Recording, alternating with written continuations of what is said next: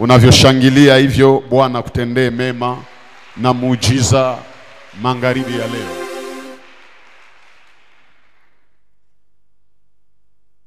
Sababu muda inakimbia sana, nataka zungumuza kuhusu vitu vitano tunapaswa kujua ili tuangushe ukuta wa Yeriko. Vitu vitano vya kujua ili tufikie kuangusha ukuta wa Yeriko. Yeriko ni moja wa miji za nchi ya ahadi ambayo Mungu alikuwa ameahidia wana wa Israeli toka babu yao Abrahamu. Na Yeriko kwa Kiebrania inamaanisha ville de palme, yani mji wa mungazi. Mji wa mungazi. Ngazi njo eshele, mungazi njo palmier. Tuko pamoja? Hii ni mji ambayo kihistoria inaonesha kama ilikuwa mji mkubwa sana.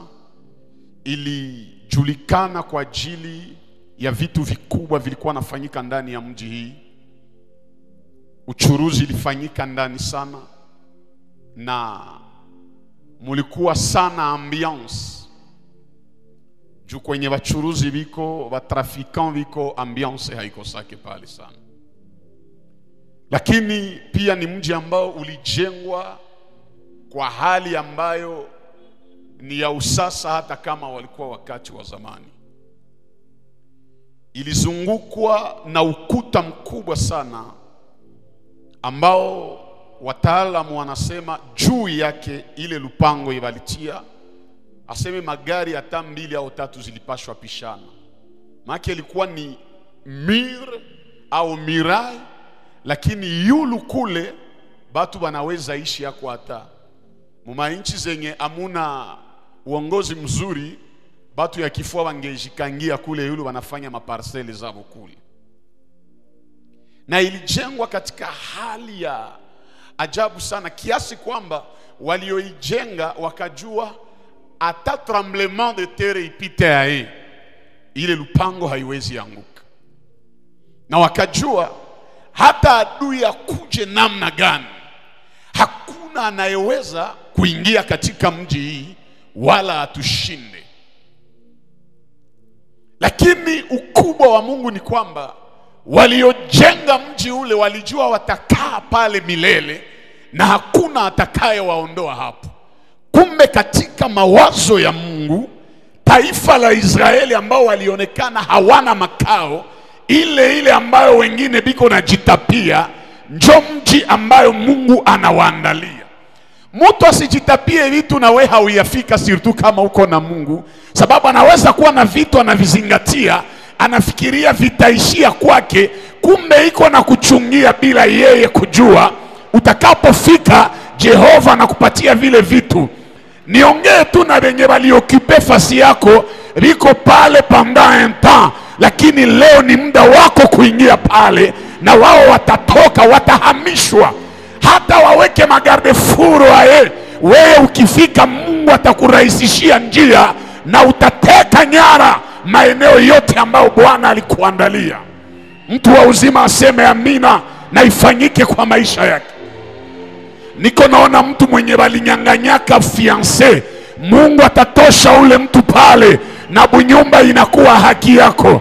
Wengine walinyanganywa kazi, Bwana atakurudisha kwa nafasi yako, na yule aliyekaa pale atafukuzwa bila preavis. Unasema amena, Mungu wa Baba ifanye kwa maisha yako. Ninaona watu ambao walitangulia vitu, kumbe hawatadumu pale sababu wewe ulikuwa hauyafika. Niko naongea tu na Daudi, acha wa Sauli watangulie kiti, liko pale pendant un temps. Sa wewe utakuya, hakuna mwenye atakutoshaka, uzao na uzao wako ndio watakaa na kutawala. Na hivi walijenga Yeriko, wakajua comme nous construisons ainsi la ville, hakuna mtu anaweza. kuingia wala kuiteka nyara. Na Jericho kubenye abajue, injo ilikuwa njia kubwa sana na mwanzo ya nchi ya Kanani. Lakini angalia mwanzo ya nchi ya Kanani ambao ni ahadi kwa wana wa Israeli, njo yenye iko barikade, iko ferme. Na nafurahia vile wanatangaza, wanasema aseme Yeriko ilikuwa imefungwa na hakuna mtu ambaye angeweza kuingia wala kutoka.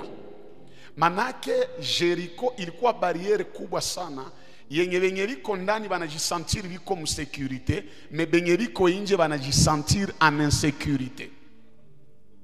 Na Yeriko katika hali ya kiroho inaweza kurepresente vitu vikubwa ambavyo Mungu alikuandalia, lakini bariere zinatokea ndani.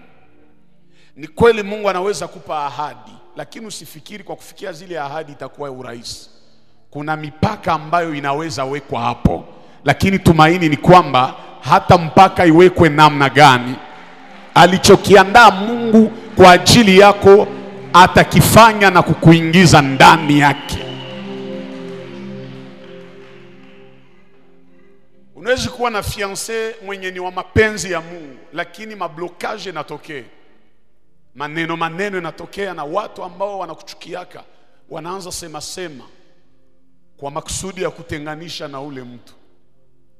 Angalia usingi yake muhistoria ya watu na haujue walianziaka wapi. Paske kwenye watafikia hautajuaka wakati haukukuwaka siku yenye walianzaka pamoja. Sasa vitu gani Yeriko inaweza kutufundisha ili tupate kubomoa ukuta wake? Cha kwanza ni kama unafuatilia usomi, maandiko yanasema Mungu aliongea na Joshua na akampatia maagizo. Hapa wakati watu wanaona ukuta wa Yeriko, banajua iko impossible tuingie huko. Manake kutumikisha akili ya binadamu hauwezi angusha ukuta wa Yeriko. Lakini kwa kusikia mambo ambayo Mungu alikuambia, ukuta wa Yeriko unaweza kuanguka. Manake kitu ya kwanza, ukitaka Jericho ya maisha yako ianguke, wakati ingine kwenye ulitumikisha akili ikashindwa, connaissance yako ikashindwa, relation zako zikashindwa, nguvu zako zikashindwa, usipime tena. Sikia sasa kenye Mungu atakwambia. Oh la la, mbele ya bahari ya Shamu, mai ya bahari ya Shamu haina besoin ya ujuzi ya Musa, haina besoin ya upinzani ya Wakora, Datani na Abiram. Lakini mai ya bahari ya Shamu iko na besoin ya instruction ya Mungu. Kila mtu mwenye atasikiaka Mungu mbele ya hatari, huyu ndio mwenye atashindaka ile hatari. Wanaoshindwa katika maisha ni wale walifikiri kwamba kwa akili zao watafanya mambo makubwa. Acha nikwambie, masomo yako haiwezi kubeba fasi, buyana yako haiwezi kupatia mariage, nguvu zako haiwezi kupatia ushindi. Lakini kinachaka tunaweza yote katika yeye atutiae nguvu. Kwenye akili zako zinashindwa, achia Mungu atatenda. Kuna watu wengine watakupiganisha, hautajibiana nao, waachie tu Mungu. Nyamaza, acha Mungu akutetee. Wakati tunataka onesha Mungu kama tunaweza, pale ndio Mungu anatuachaka tushindwe. Lakini tukionesha Mungu tumeshindwa, ni pale ndio Mungu anazirishaka utukufu na nguvu zake. We mwenye umeona vinakushinda, achia Mungu lile. Mungu kwetu ni kimbilio tena msaada wakati wa shida. Achia Mungu magumu yako, achia Mungu vya vinakushinda, vya vinaonekana vizito kwako. Achia aliyesema njoni kwangu nyote mnaolemewa na kusumbuliwa na mizigo, nami nitawapumzisha. Asiokipena probleme yenye iko na kusumbua. Wakati ingine hapana pambana tena, hapana pigana tena, hapana bishana tena. Vyote vilishafanya vilishindwa. Achia sasa Mungu naye afanye kazi yake. akisimama hautashindwa. Joshua anatuambia tu, ukitaka angusha ukuta ya Yeriko, acha logike, acha akili, achia Mungu yeye peke yake. Tukubaliane, kuna vita vingine hatuwezi vishinda kama hatuachie Mungu. Daudi alielewa ili akasema, vita si vyetu, vita ni vya Bwana. Amen, amen. Joshua alijiacha, akajua hapa, mimi najua tuko na wazee ya Israeli, watu wa hekima, lakini wazee, tunyamazishe kwanza hekima zetu, sababu hakuna hekima duniani iliyo nguvu zaidi ya ujinga wa Mungu. Narudili, hakuna hekima duniani iliyo na nguvu zaidi ya ujinga wa Mungu. Haiko mimi najua kwa mwenye anakuwa shoke, kwa anakuwa shoke anasema yake Mungu anakuwa na ujinga, haiko mimi. Paulo ndio anaandikia wa Korinto wa kwanza sura 1 mstari wa 26 kushuka, anasema hii ndio folia ya Mungu. Aseme ujinga wa Mungu ni kuwachanganya wenye hekima wa ulimwengu. Manake kile kinaonekana hakiwezekane kumacho na akili ya wenye hekima, kwa Mungu inawezekana. Amen, amen. Jambo la pili kwa ajili ya kuangusha Yeriko ni jambo ambalo Joshua alifanya. Kisha kukaa kimya, alitii neno ambalo Mungu alimwambia. Kuko kuacha Mungu atende, lakini pia kuko kusikia na kutii yenye Mungu anakuambia. Wengi wameshindwa katika maisha ni sababu waliishia kwa kumsikia Mungu, lakini hawakufanya hatua ya pili, kutii jambo ambalo Mungu anakuambia. Mungu alimwambia Sauli kupitia nabii Samuel, akamwambia kutii ni bora kuliko kutoa dhabihu. Na nini yenye Joshua alitii? Mungu anaambia Joshua, mbele ya ukuta wa Yeriko, hivi ndio mtafanya. Kuna mambo 4 wala 5 mfanye. Cha kwanza, mtachukua makuhani. Makuhani watabeba sanduku ya agano. Kisha kubeba sanduku ya agano, mbele ya makuhani walio na sanduku ya agano, utachukua makuhani wa 7, wachukue tarumbeta 7. Na hizi tarumbeta si zile tarumbeta zilizofanyika kwa vyuma wala kwa fedha, lakini tarumbeta zilizotoka kwa pembe la kondoo, ambao Waebrania wanaita shofar. Isitoshe, uambie wakae kimya na mchukue watu wa kupiga vita, basi bebe silaha. Juu Yeriko haina besoin ya marme lourde. Batu ya Buyuwai bangeambia Josué, juu tuangushe Yeriko, hatuna besoin ya kufuatana na vyenye Mungu ametuambia. Hapa tulipaswa kia na mabombardement, tulipaswa kuya hapa na mamarto, tulipaswa kuya na mabire, tulipaswa kuya na maanklime, njo tuanze kudemolir. Kumbe kuangusha Yeriko haina besoin ya mabiuma, lakini kuangusha Yeriko iko na besoin ya obeissance kwa instruction ya Mungu. Kuko vingine ungali na chelewa, kajua uyajifunza kutii alivyokuambia Bwana.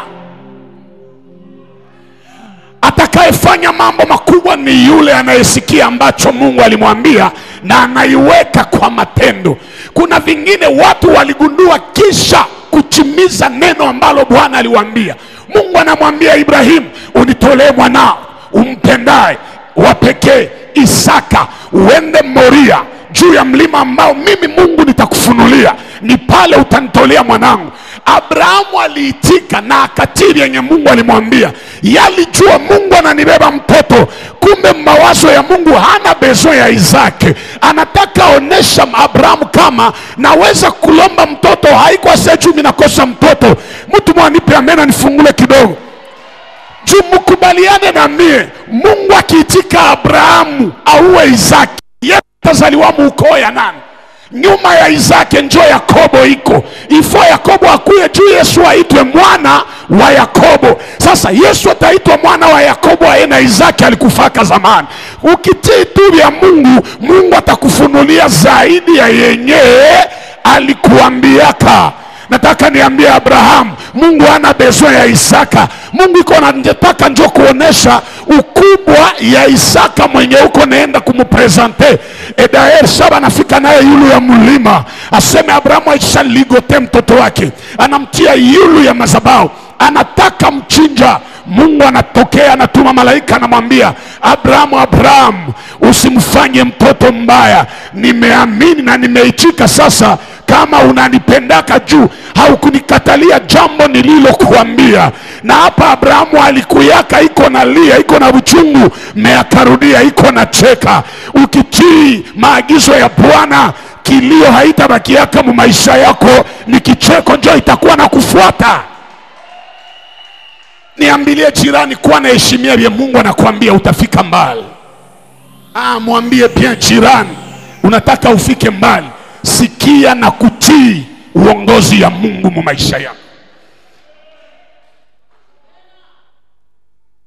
Bwana asifiwe. Joshua alitii. Aseme nabakae kimya. Odela ya kukamata matarumbeta, kukamata makuhani, wakae kimya. Kisha na Mungu akawaambia, hiye mtafanya, mfanye siku 7 muko nazunguruka Yeriko. Siku 7, toute une semaine viko nazunguruka. Makaba alianzia hapa, batakia tena jikutana hapa. Esko unajua kama kuzunguruka fasi moja kuagizo ya Mungu ni kufika mbali kuzidia mwenye alienda mbali bila maagizo ya Mungu? Viko nazunguruka, viko nazunguruka. Mina zani juu ilikuwa ukuta mkubwa, kulikuwa ba enemy ya Israeli wenye Yeriko. Viko nazunguruka. Wanajua hapa viko nazunguruka na havana mpanga, hatuwezi pigana nao, hatutawafaa kitu. Kumbe habajue kama mwenye viko naona pale haiko, benye viko naona wanazunguruka haiko njo baadui babambaya. Metendo yenye viko nafanya njo enemy dangereux wao. Ile kuzunguruka njo tu sekre ya kuangusha Jericho. Na Mungu akabambia mtakuwa nazunguruka limoya kwa siku. Lendi munazunguruka. Sasa mnafika kwa mulianzia. Mardi tena munaenda. Haki huko walianza ambia Josué, unatuchokesha. Unajua mwenye anatii anafika kambali, na mwenye alikuwa nakuvunja momu ya kutii atakuwa naona vile Mungu yuko nakupeleka mbali, anabakia pale pale. Biko naona tu vile biko nazunguruka. Aseme 7 alifika ku 6e jour. 7e jour Mungu akabambia hamtazunguruka limoja, me mtazunguruka mara 7. Mena mkikamata 6 tours za 6 jours na 7 tours za siku moja, inakuwa tour ngapi ya kuzunguruka? 13 tours. Maana kuzunguruka mara 13 njo yenye iliangusha ukuta wa Yeriko. Kisha apre Mungu akawambia, asa mnamaliza ile 7e jour mara 7, batapiga tarumbeta na watu wanapiga mikono na vigelegele. Kumbe wakati walijenga mirai walijua hakuna tremblement yenye inaweza angusha hii lupango. Kumbe fujo na tarumbeta itageuka tremblement ya nguvu ya kuangusha yenye waliwazaka haiwezi anguka. Mara mingi ukubwa ya Mungu inatokea kama vitu budogo budogo. Ukitaka Mungu afanye makubwa na wewe usimchungie kuya kabambi. Vile tu ya kuzaraulika, des choses méprisables, njo kwenye Mungu anajitoshea kwa utukufu pale. Yawezekana watu wanakuzarau juu hauna umbo ya kuvutia. Wewe njo Mungu iko naye projet. Mungu hana besoin ya wale wenye wanaonekana sana. Mungu hana besoin ya wale wenye wanatisha sana. Mungu iko na besoin ya wale wenye hawana forme, njo wenye travailler aweke vya maana ndani yao juu kesho bavutie ulimwengu. Amen, amen. Jambo la 3 litatusaidia kuangusha Yeriko ni nini? Kisha kutii yenye Mungu alikuambia. il faut kufaire confiance kwa ule Mungu. Josué a fait confiance. Il avait pleinement confiance en Dieu. Ndiyo tulishatii Mungu. Mais attention, kuangusha Yeriko après kuzunguruka tukiwaza tu iko impossible. Mais Josué alielewa siku tulivukaka bahari ya Shamu ilikuwa muujiza. Kuvuka Yordani pia ilikuwa muujiza. Kumbe ule Mungu mwanafanya siri kubwa, tumuaminie, tutafanya mambo makubwa. Ukitaka pata haya mu maisha, kuwa na tumaini ya watu. Maandiko yanasema alainiwe mtu yeyote anayemtegemea binadamu mwenzake. Lakini abarikiwe yule anayeweka tumaini yake katika Bwana Mungu. Aseme yeye ni kama mlima Sayuni, wala hawezi tikisika. Usiwaze maisha yako itaendelea juu uko na depute mfamilia yenu. Unawezi kuwa na bose mfamilia na unakufa maskini. Na mara mingi haba bengeriko na makuta banatuahidi yaka benye habatachimiza. Juu fanaka ya maisha yetu haiwekwe katika mkono ya mtu. Uzima wetu na tumaini ya kuweza mu maisha ni katika Mungu aliyekuumba. Hata watu wanasema hawatakusaidia, aminia Mungu. Mwenye aliaminia Mungu, Mungu atampatia vitu vya bitaacha bali wazao atamsaidia. Hao ndio wanaanza kuya kumuomba misaada. Daudi anasema alikuwa kijana mpaka alizeeka, hakuwahi kuona mwenye haki akiachwa kabisa, wala watoto wake kuombaomba barabarani. Tumainia Mungu ni assurance ya watoto yako kutokufa na njala. Bale benye baliaminia Mungu ndio benye Mungu aliheshimishaka mu maisha. Hata vitu vinakatala, usiache Mungu na usikose tumaini ya Mungu. Mungu anaachaka wakati ingine vitu viharibike njoo aoneshe utukufu yake, aoneshe ukubwa yake. Kwa hiyo watakaofika mbali sana ni wale ambao walijifunza kumtumainia Mungu. Unaweza tumainia ule mwanamke, kesho anakutrompe. Unatumainia Bwana, kesho unasikika unatoka na banamuke wengine. Unatumainia ndugu, kesho unasikia naye iko nasema hauko hata kitu mu maisha yake. Unatumainia mtu, kesho unasikia alikuchafula na kukusemea vitu vyenye haujui.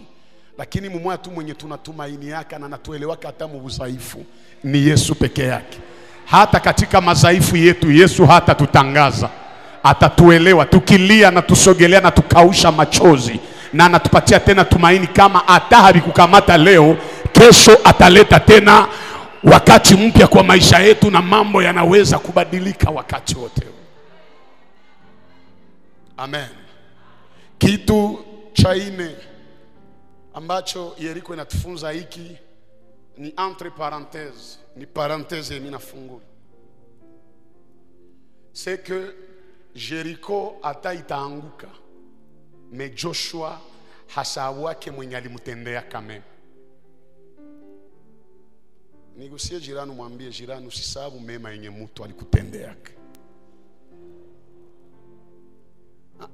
Batu leo wiko tayari kushukuru Mungu kwa matendo makubwa Mungu aliwafanyizia, lakini wanasabu kama juu Mungu abafanyizie ile matendo makubwa, Mungu alitumikisha mtu fulani.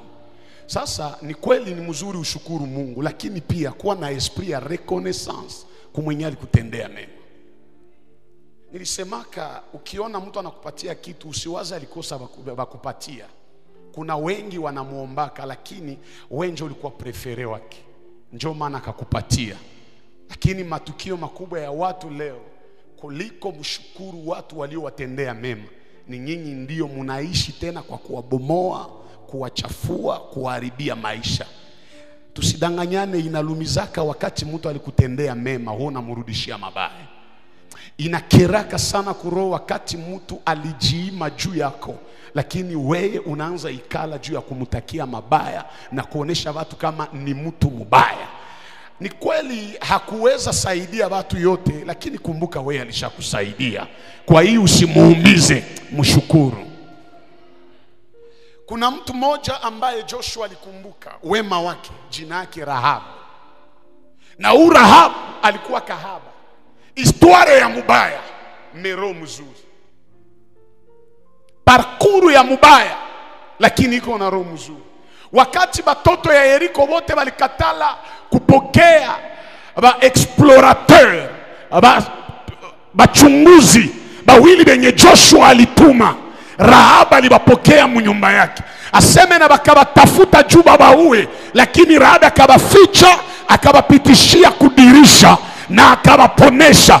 Kumbe wema yenye Rahabu anafanyizia hapa, my God, haitaishia kwa Rahabu tu, itaprotege familia yake yote. Saa yenye uko natenda mema, usikuwe na waza itaishia kwako tu. Hata wengine watakao kuja nyuma yako wanaweza faidika kwa mema yale. Ukinipa amen itanisukuma niende mbali zaidi. Rahabu alijua iko na protege watu juu bakie protege familia yake.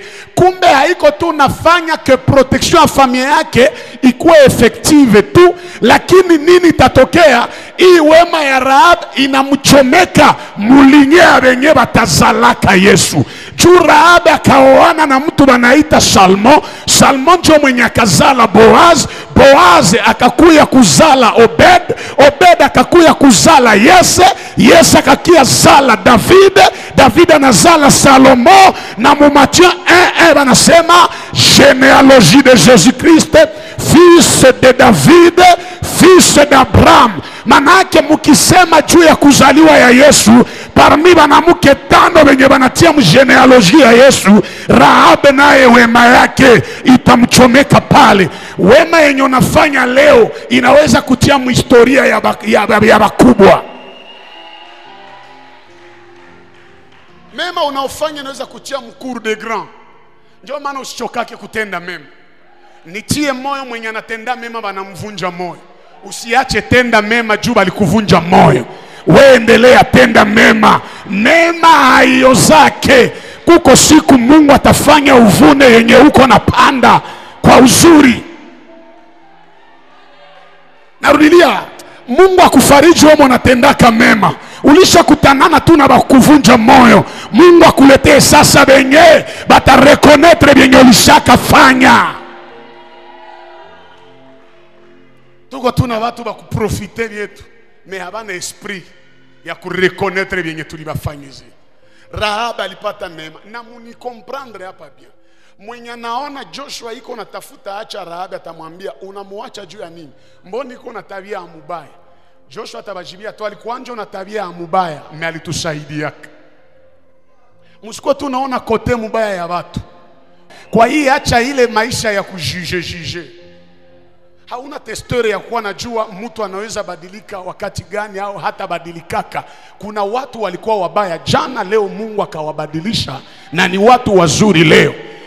Ukiendelea juge mtu juu ya pase yake, utabakia mubilonda ya pase. Kumbe Mungu alishamubadilishia maisha zamani na alishakuwa mtu mwingine mpya. Anaweza kuwa alikuwa kahaba wa jana, lakini leo ni mwanamke wa kujiheshimia. Alikuwa mtu mwenye hana roho mzuri jana, lakini leo Mungu amekutanana naye, amemubadilisha. Batu babakia na pase yako, lakini wewe usibakie mupase. Kuwa mtu mwenye unatumika juu kukorije bia bili kufanya mubaya jana. Amen, amen. Na kwenye niende shuteni hapa, na najua tutabarikiwa hapa. Joshua wakati anaangusha Yeriko, hawajaingia ndani, ukuta yote ishaanguka. Joshua akaacha laana juu ya Yeriko. Akasema hivi, alainiwe mbele ya Bwana Mungu mtu yeyote yule atakaye simama kwa ajili ya kujenga Yeriko. Na laana hii itakuwa na consequence mbili. Oh my God, ulimwengu ya mafunuo. Asa itakuwa na consequence mbili. Wakati iko natia base, fondation, atapeye prix ya muzaliwa wake wa kwanza. na wakati atamaliza atie milango, atapoteza mzaliwa wa mwisho. Manake Yeriko iko na laana ya mwenye atakuwa tu na mawazo ya kuirebati, apoteze wa kwanza na wa mwisho. Katikati habana problem. Usikuwe nataka kuwa katikati, kuwa natafuta sote ukue wa kwanza au wa mwisho. Katikati ni fasi ya Mungu. John anasema wawili au watatu wakikusanyika kwa ajili yangu, ndakuwa wapi? Katikati yao. Kumsalaba Yesu alikuwa wapi? Katikati. Kumlima mabadiliko alikuwa katikati ya Musa na Elia. Kuwa kumwanzo au kumwisho. Juu hata ukue kumwisho, alisema Yesu wa mwisho atakuwa wa kwanza. Ndio maana tuitikiane tu. Haiko gisu ona nionaka njoo vile wengine wananionaka. Kuko mwenye anaweza kuona wa mwisho, lakini wengine wanakuona wa kwanza. Oh la la. Niseme hivi, tukikuwa kumustari, mwenye iko kule ngambo mwataona kule njoo ataita wa kwanza, lakini mwenye iko huku nyuma mwataona huku naye hata muita wa mwisho, atamuita wa kwanza. Anasema mwenye iko kule njoo wa mwisho.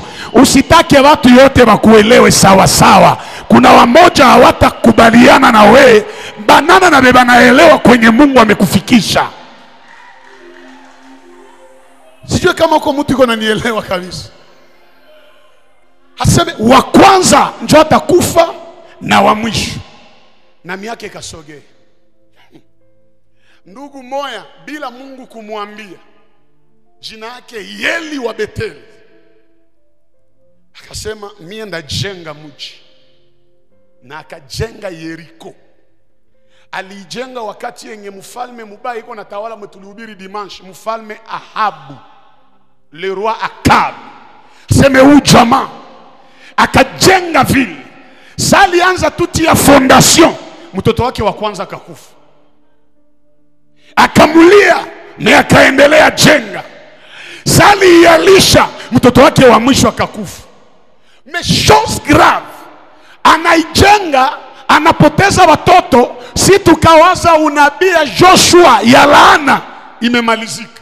Me ukiona wakati yenye Elise anaanza tumika apre Eli kuenda, ile Yeriko ilikuwa ingali na laana.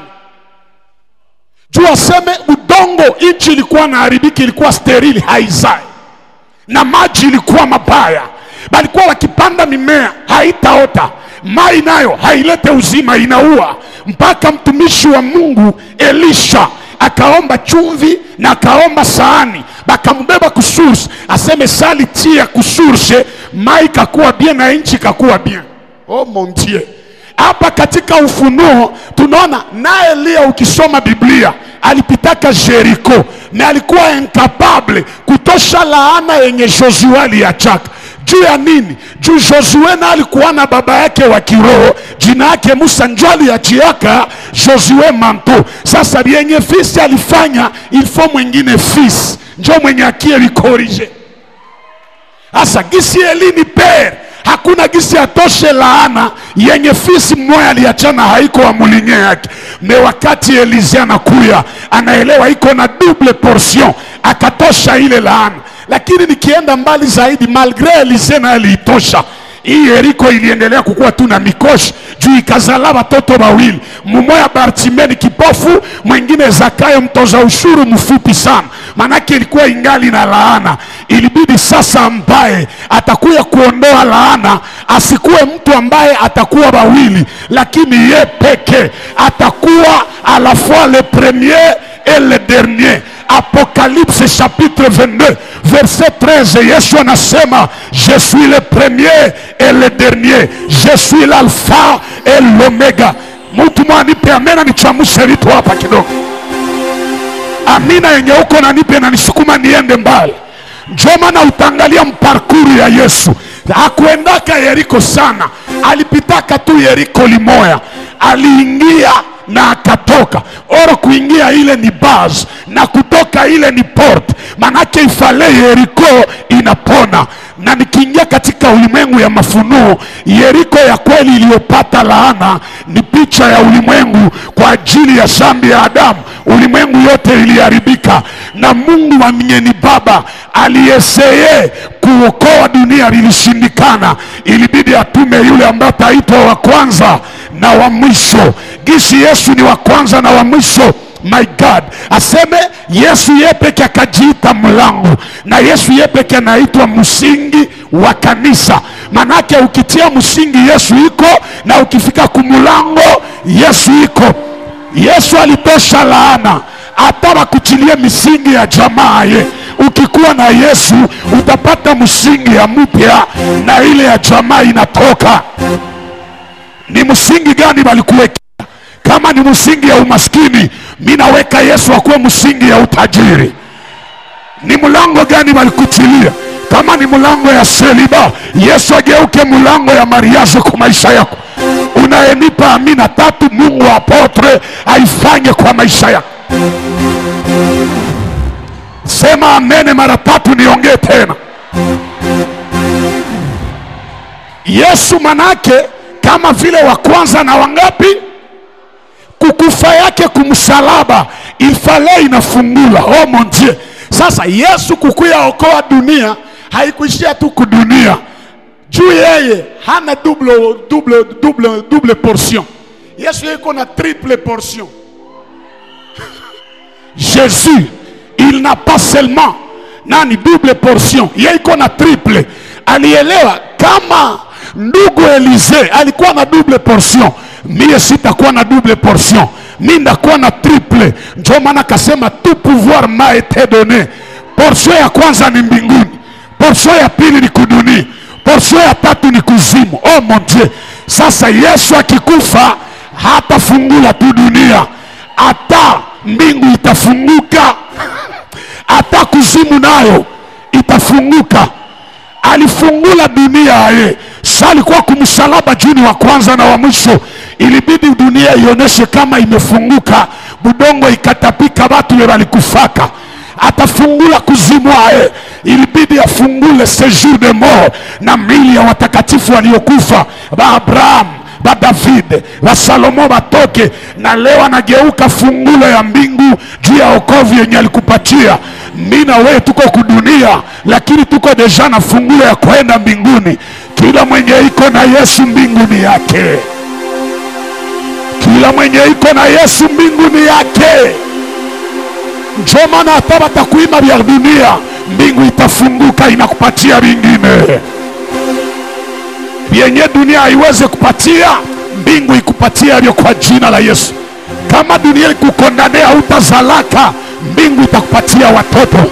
Kama dunia ilisema hautavoyage, mbingu itakufungulia voyage. Kama dunia ilisema hautajengaka, nyumbani mwa baba yangu muna makao. Mungu akutoshe mkila misingi yenye balikutiako. Ile msingi ya magonjwa, ile msingi ya laana, ile msingi ya kushindwa, ile msingi ya umaskini, ile msingi ya kutoendelea, ile msingi ya kukataliwa, na iondoa leo. Yesu ageuke kwa msingi ya maisha yako. Narudia, Yesu akuwe msingi ya maisha yako. Hakuna kitu tena kitakuzuru, sababu Yesu alilipa deni kumsalaba. Hata kuzimu haitakuweza, sababu Yesu alishinda kuzimu. Kuzimu haitakuweza, hata dunia haitakufunga. Kisi dunia ilishindwa meza Yesu, na we hautamezewa. Na mbingu utaenda, utaenda, utaenda. Tuko mgeneration ya ba-instoppable. Unaweza tuchilia mitego, Yesu anageuka msingi yenye napitia.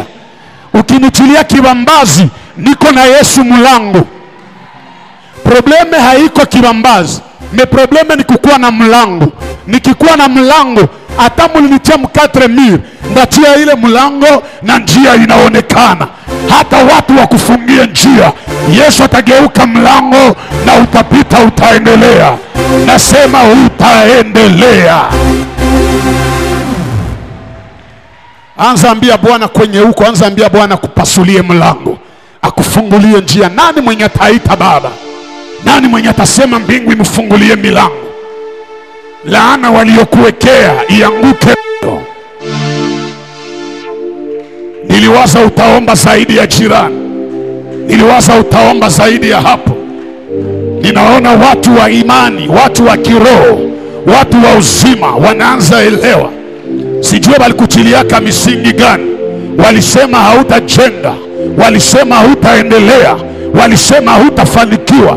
Mungu wa mtume Gabriel Tikiko leo anakuonesha njia mpya. Leo anageuka kuwa gharama yako. Yeriko yote ianguke.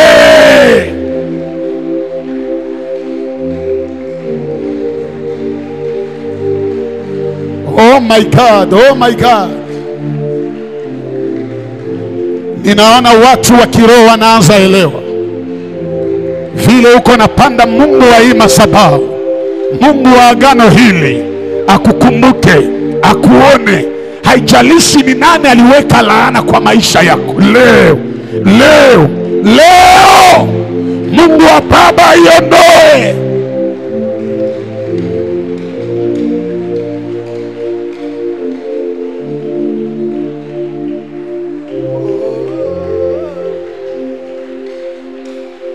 Nani atapanda tena? Qui va encore monter? Qui va monter plus que les voisins? Qui va monter plus que les voisins? Alors que tu pries, alors que tu montes dans la prière, acha Mungu aondoe kila msingi, kila laana iliwekwa kwa maisha yako itoke leo. Kila laana iliwekwa itoke. Bwana kuondolee aina yote ya laana kwa jina la Yesu.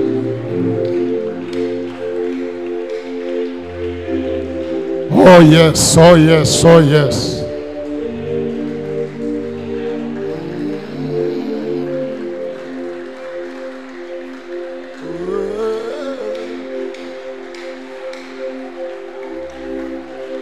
Ndiyo, hata maisha imekwama, nayo inaweza kuwa ni laana walikuwekea. Relations imekwama, Jericho nayo ilikuwa barikade, lakini ilifinire kuanguka. Kila ukuta walikuwekea, Bwana iangushe leo na uendelee mbele.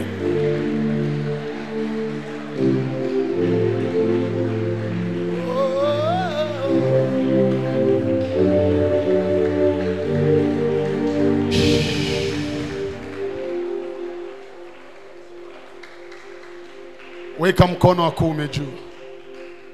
Sema asante Yesu kwa kuwa wa kwanza na wa mwisho katika maisha yangu. Kwa hii nina uhakika kupitia wewe laana yote waliniwekea imemalizika, imeanguka, imekwisha. Makofi na vigelegele kwa ajili ya ufungulivu wako.